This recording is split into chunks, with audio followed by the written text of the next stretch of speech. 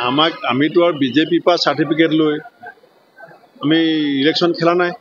আমি অসমৰ ৰাইজৰ ওপৰত বিশ্বাস ৰাখি অসমৰ ৰাইজৰ ওপৰত আস্থা ৰাখি পেলাই খেলিছোঁ। ৰাইজে যি দিব লাগে বাকচত দিছে। আমাৰ ৰাইজৰ ওপৰত বিশ্বাস আছে আৰু ৰাইজে যি দিব সেয়া আমি নিৰ্মালী বুলি শিৰত ল'ম। এতিয়া আৰু আজমল ডাঙৰীয়াৰ কথা পাতিব মন নাই। তেওঁ ৰেষ্ট লওক এইকেইদিন। বহুত কষ্ট হ'ল আজমল ডাঙৰীয়াৰ আৰু পৰাজয়ৰ গ্লানিৰে তেওঁ এটা সময় কটাবলগীয়া হৈছে। তেওঁ জানে ভালকৈ হাৰিলে বুলি, সেইকাৰণে মই তেওঁৰ কথা বেছি পাতিবলৈ মন নাই। সমাপ্তি বুলি মই নকওঁ। এটা ইলেকশ্যন হাৰিলে যে কোনোবা শেষ হৈ যাব এনেকুৱা নহয়। ইলেকশ্যনটো হৰা জিকা থাকেই, কিন্তু এইবাৰ তেওঁ হাৰিছে। ব্যৱস্থাটোৰ প্ৰতি জনসাধাৰণৰ যি বিশ্বাস আৰু আস্থা সেয়া আজি পুনৰ প্ৰতিপন্ন হ'ল। গণতান্ত্ৰিক সংবিধান প্ৰদত্ত অনুষ্ঠানবিলাকক বিজেপিয়ে ধ্বংস কৰিবলৈ ষড়যন্ত্ৰ কৰি থকাৰ মাজতে আজি ন্যায়ালয়ত অৰবিন্দ কেজৰিৱাল ডাঙৰীয়াক যিটো জামিন দিয়া হ'ল, এই কথাটোৱে প্ৰমাণ কৰে যে ন্যায়ালয়ে গণতন্ত্ৰ ৰক্ষা কৰিবৰ কাৰণে শেষলৈকে সংগ্ৰাম কৰিবলগীয়া হৈছে। আৰু আজি দিল্লীত ইলেকশ্যন চলি আছে। মই দিল্লীৰ পৰা আজি আহিছোঁ। দিল্লীত মই দেখি আহিছোঁ, শুনি আহিছোঁ যে কংগ্ৰেছ আৰু আম আদমি পাৰ্টীয়ে হাতখন এখনত জয়যুক্ত হ'ব। কেলৈ?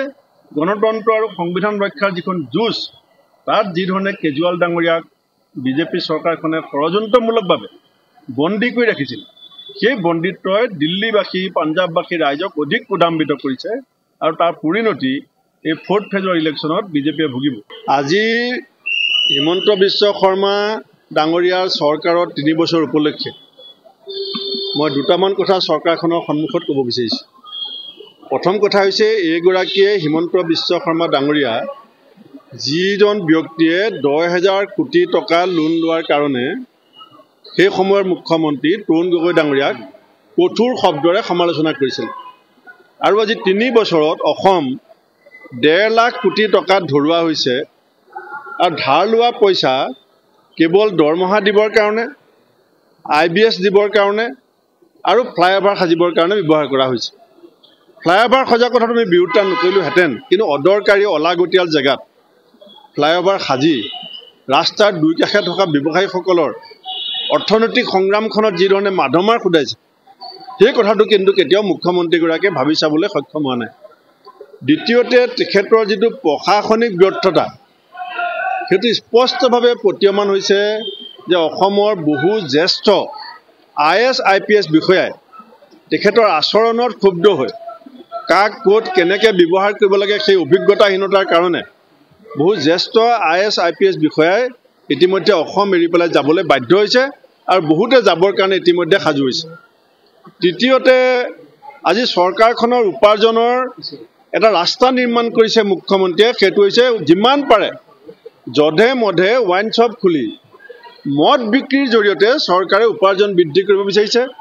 আৰু অন্য হাতেদি বহু হাজাৰ শিক্ষানুষ্ঠান এই চৰকাৰখনে এমালগমেশ্যনৰ নামত বিভিন্ন অজুহাত দেখাই পেলাই শিক্ষানুষ্ঠান বন্ধ কৰিছে আৰু ৱাইন শ্বপ খুলি ৱাইন বেচি চৰকাৰে উপাৰ্জন বৃদ্ধি কৰিব বিচাৰিছে। অসমৰ গোটেই ৰাজনৈতিক ইতিহাসত ইমান নিম্ন ঋষিবোধ সম্পন্ন ৰাজনীতি, ইমান সস্তীয়া সামাজিক মূল্যবোধবিহীন যিটো ৰাজনীতিক পৰিৱেশ, এইটো অসমৰ কাৰণে অত্যন্ত দুৰ্ভাগ্য। অসমৰ নতুন প্ৰজন্মক আমি ৰাজনৈতিক ক্ষেত্ৰখনৰ পৰা একো শুভবাৰ্তা আজি চৰকাৰখনে দিব পৰা নাই। খালি কিনা বেচা ৰাজনীতি, দল বাগৰা, মূল্যবোধবিহীন, নীতিবিহীন, শিষ্টাচাৰবিহীন, ৰুচিবিহীন যিটো ৰাজনীতি, সেই ৰাজনীতিটোৱে গোটেই অসমীয়া সমাজ জীৱনত ৰাজনীতিকৰ প্ৰতি মানুহৰ ধ্যান ধাৰণাটো পৰিৱৰ্তন হৈছে আৰু ৰাজনীতিকৰ প্ৰতি সন্মান কমিছে 3 বছৰ কাৰ্যকালত।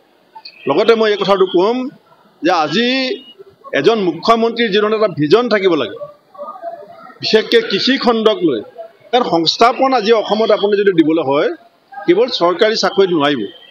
উদ্যোগীকৰণ আৰু কৃষি খণ্ডত ইয়াৰ প্ৰচুৰ সম্ভাৱনা আছে। আজিলৈকে 3 বছৰত উদ্যোগীকৰণৰ ক্ষেত্ৰখনত মুখ্যমন্ত্ৰী ডাঙৰীয়াৰ কোনো ভিজন নাই। কৃষি খণ্ডত আজি গাখীৰ বাহিৰৰ পৰা আহে, কণী বাহিৰৰ পৰা আহে, মাছ বাহিৰৰ পৰা আহে, কুকুৰা বাহিৰৰ পৰা আহে, গামোচা বাহিৰৰ পৰা আহে।